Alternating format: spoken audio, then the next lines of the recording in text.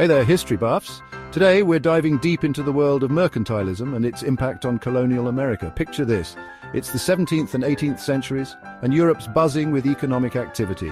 Mercantilism was the name of the game, a system where countries believed that economic power equaled national power. England, like a savvy chess player, saw its American colonies as treasure chests to boost its wealth and power. The name of the game was simple: accumulate gold and silver by exporting more than you import.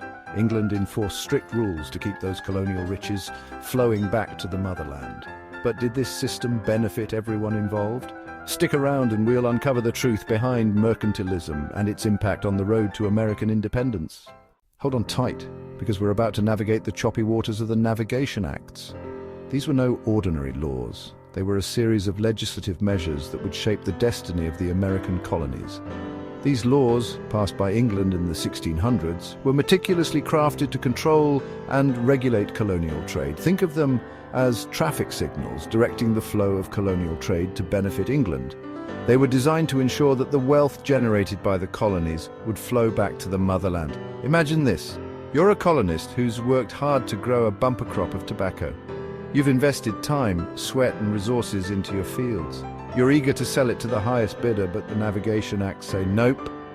You can only ship it on English ships and sell it to English merchants. This meant higher costs and limited market options for the colonists. These acts were England's way of ensuring that the colonies remained economically dependent and didn't get any funny ideas about trading with rivals like France or Spain. It was a strategic move to monopolize colonial resources. Colonists, especially merchants and traders, chafed under these rules, feeling like their economic freedom was being stifled. They saw these laws as an overreach of power. The Navigation Acts, while intended to strengthen England's grip on the colonial economy, inadvertently sowed the seeds of discontent among the colonists. This discontent was a slow-burning fuse. This simmering resentment would eventually boil over, playing a key role in the events that led to the American Revolution. The Navigation Acts were more than just trade laws. They were a catalyst for change. Get ready to set sail on a journey across the vast and treacherous Atlantic Ocean as we delve into the complex, multifaceted, and often dark world of the triangular trade.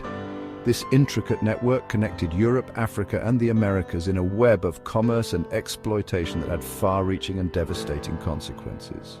Picture a triangle, one point in Europe, another in Africa, and the final point in the Americas, forming a continuous loop of trade.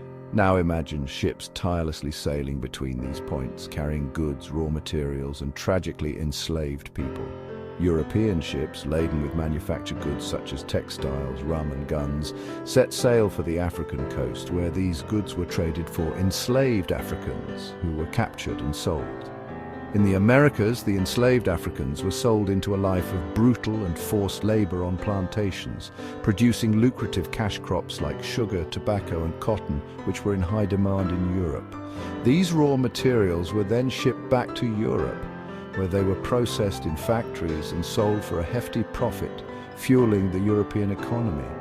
The triangular trade was a brutal and inhumane system that enriched European nations while inflicting immense suffering, pain, and loss on millions of Africans, tearing apart families and communities.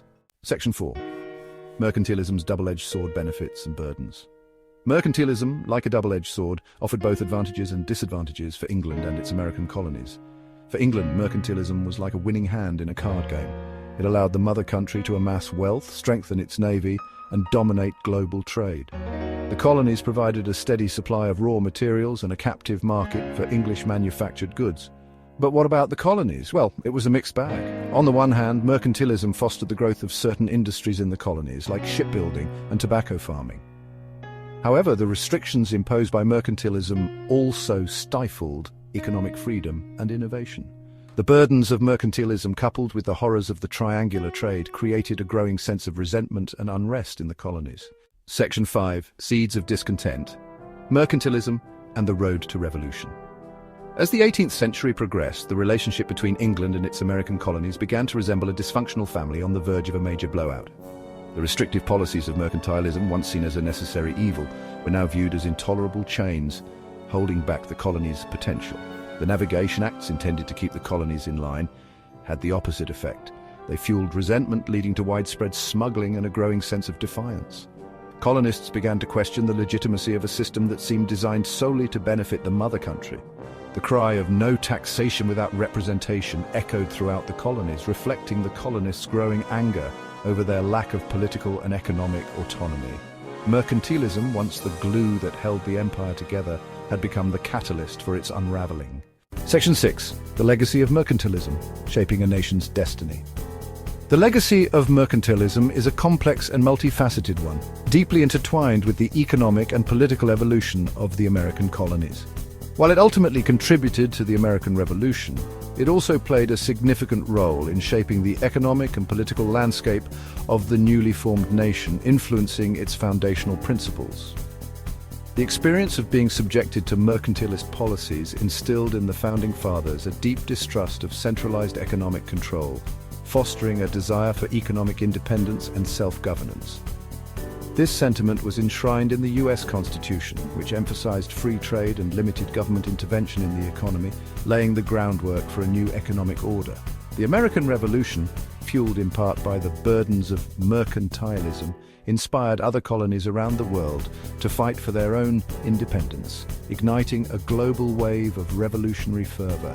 It marked a turning point in history, signaling the decline of mercantilism and the rise of free trade and self-determination, reshaping the global economic landscape. That's all for today, folks. Don't forget to like, subscribe, and hit that notification bell for more fascinating journeys through history.